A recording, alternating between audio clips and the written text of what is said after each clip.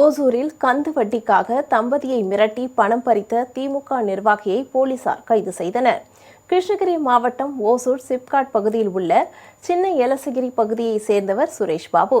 இவர் தனது தொழில் தேவைக்காக திமுக கலை இலக்கிய மற்றும் பகுத்தறிவு பிரிவு மாநில துணைத் தலைவராக உள்ள மாதேஸ்வரன் என்பவரிடம் கடந்த 2021ஆம் ஆண்டு கடன் பெற்றுள்ளார். கடன் தொகையை தாண்டி சுரேஷ் பாபு பணத்தை திருப்பி செலுத்திய நிலையில் அதிக வட்டி கேட்டு மாதேஸ்வரன் மிரட்டியதாக கூறப்படுகிறது. இந்நிலையில் கடந்த 15ஆம் தேதி சுரேஷ் பாபுவை மாதேஸ்வரனும் அவரது மகன் சேரனும் சேர்ந்து கடத்தியதாகவும் அவரிடமிருந்து வலுக்கட்டாயமாக ஆன்லைன் மூலம் பணம் வசூலித்ததாகவும் புகார் எழுந்துள்ளது. இது தொடர்பாக சுரேஷ் பாபுவின் மனைவி மனோஷா கொடுத்த புகாரின் பேரில் வழக்கு பதிவு செய்த ஓசூர் சிப்காட் காவல் நிலைய போலீசார் திமுக நிர்வாகி மாதேஸ்வரனை கைது செய்தனர். தலைமறைவான மாதேஸ்வரனின் மகன் சேரனை தீவிரமாக தேடி வருகின்றனர்.